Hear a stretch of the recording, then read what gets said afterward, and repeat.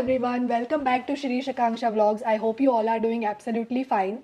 So this is our second video in the higher education series that we are doing. If you haven't seen our first video, then you can click on this I button where we have talked about all the exams that you need to take. Now in today's video, we will be talking about the application materials. So Let's get started. yeah. So in today's video, we will be talking about how to shortlist the universities, what you need to do in order to apply, and then how you need to prepare all of your documents. So let's talk about the deadlines first. Basically, November and December is where the deadlines start, and then it ends till May to June for the fall semester. And then you need to start preparing your SOP, LOR. You need to take all your exams. Your transcripts for your undergrad should be ready. And even if you are applying for your grad course, then your transcript for your 11th and 12th should be ready. And then you have to manage your finances so that you can get your I-20.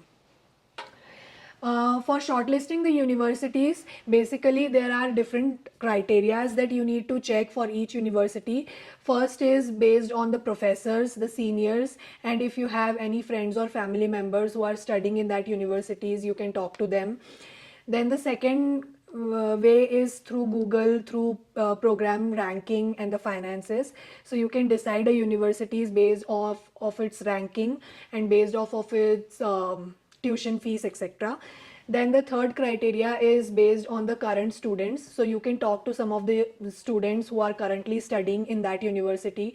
They can give you more insight about how the university is, how is the employment, and all those details. Then you have to shortlist around 8 to 10 universities. 3 will be ambitious for you, 4 will be moderate, and 3 will be safe. And this 3 criterias are based off of your profile. And when I talk about profile, it means your undergrad scores, your GRE and TOEFL scores, your experience, your paper publications, and all those details. Next, we will be talking about some of the US universities based off of region and areas. Talk about where you'll be studying for your master's program. So I have put these topics, put these pointers in different regions of the US. The West, which includes states like the California, Nevada, Washington, Arizona, where there's a lot of sunshine, a lot of deserts as well, but also some earthquakes because it's laying on the tectonic plate. The Midwest, which has states like Ohio, Illinois, Minnesota, Kansas.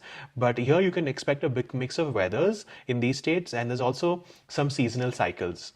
The South, which includes states like Mississippi, Texas, Florida, Alabama, here all of these states are very hot, very humid. You'll feel incredibly sticky in the fall, and not so much hot in the winters as well. It's very prone to heavy rain as well as some flooding in the summers.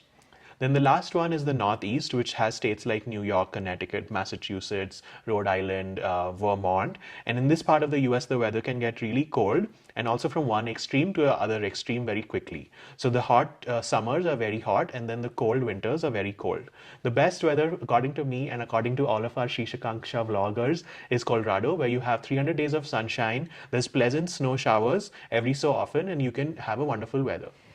So before looking at each and every documents that are required, please comment down below what all specific questions you have related to this, and we'll try to answer you individually. So the next very important document is the LOR, which is called the letter of recommendation. So basically the universities need a letter from any of your professors or your work bosses so that they know about you from a third person's perspective, and you need 2 to 3 letters for each universities. And then in order to select a person who can write your LOR, you can either talk to your professors with whom you have studied any courses, or you have done some extracurricular activities under the guidance of any professor, or you have worked for any manager or your team lead if you are a working individual. So the next set of documents or application materials that you should be thinking about is the statement of purpose, that is also called a SOP.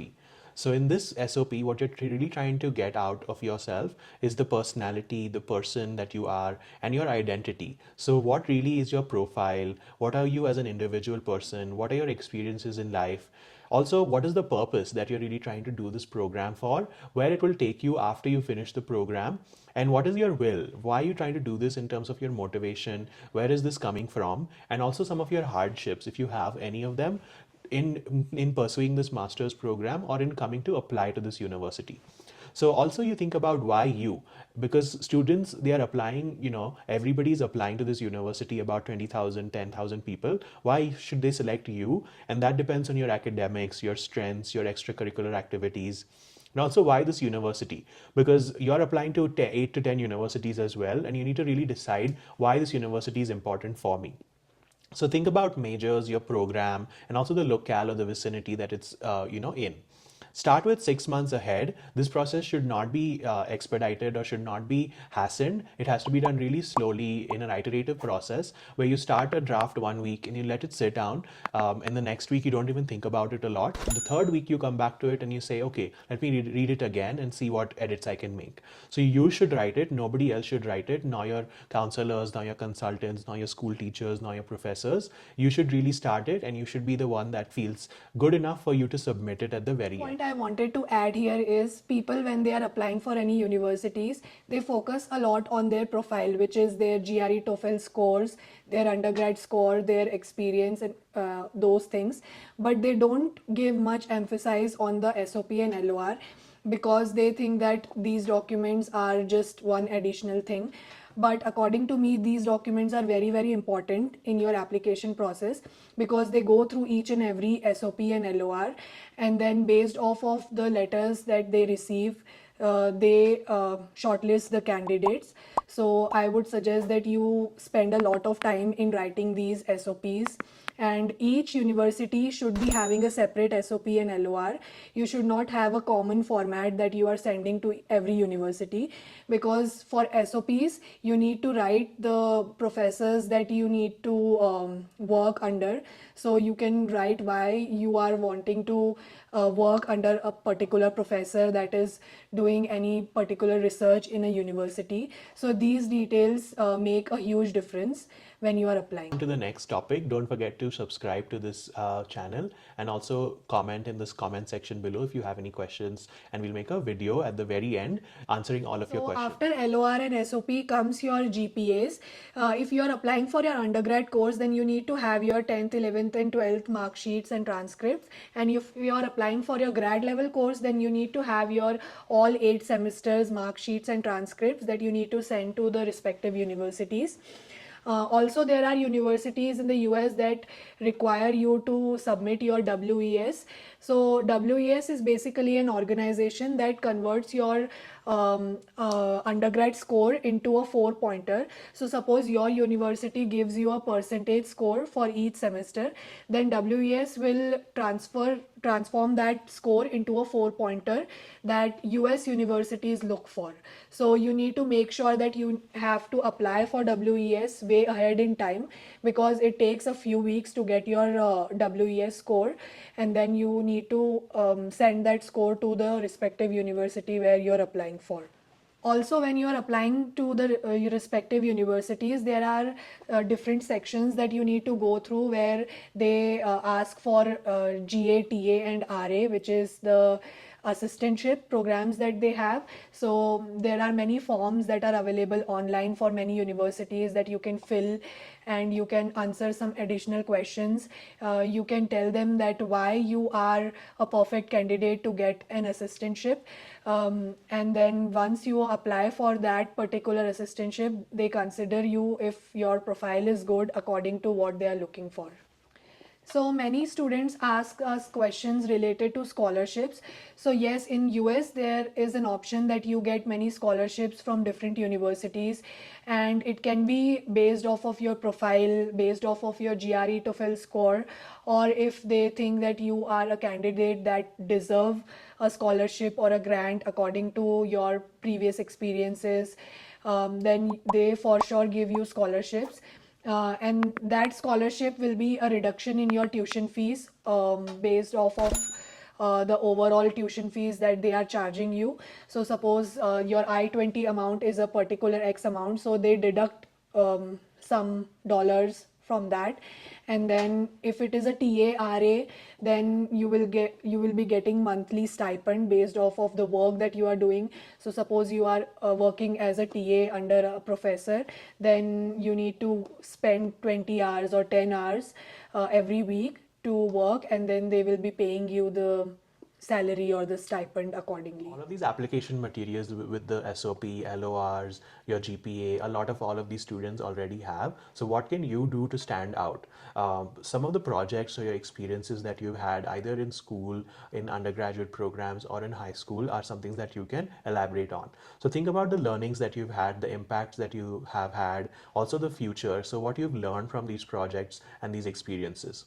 Another good point is about certifications. So depending on what your major is, there are a lot of certifications that are happening in each industry that you go to. So think about Python, think about Android, think about robotics, and all of these other fields that have all of these different certifications going on. Also, memberships in professional organizations help you a lot. It's not really about how much you pay for the membership, but really what you do with it. So if you think about IEEE, you have a lot of student chapters in your university, or ACM, ASME, SACE, CSI, and a bunch of other professional associations, depending on what your major and what your university or college has in that particular locality. There's also seminars, webinars, and CEUs, which are continuing education units that you can acquire from these professional organizations. And you can attend these webinars and seminars for free online. It's either through Zoom or Cisco or other Adobe platforms available. There's workshops, there's internships that you can do. Workshops are generally for a week long, for about 40 or 20 hours, and then internships are generally a month long, if not more. Don't fall for workshops or internships that are really just taking your money and then putting something on your resume. I think those options are very much available in the universities and colleges these days, but try to stray away from them that really are a quick fix to your resume. Some philanthropic activities, such as working with NGOs, if you're cleaning up a beach, or if you're going to help some society centric or social work issue, try to work on those. And it's not really about how many of those social work issues that you've done into, but really how long you've stayed with one social issue and how much in depth have you helped with that social issue.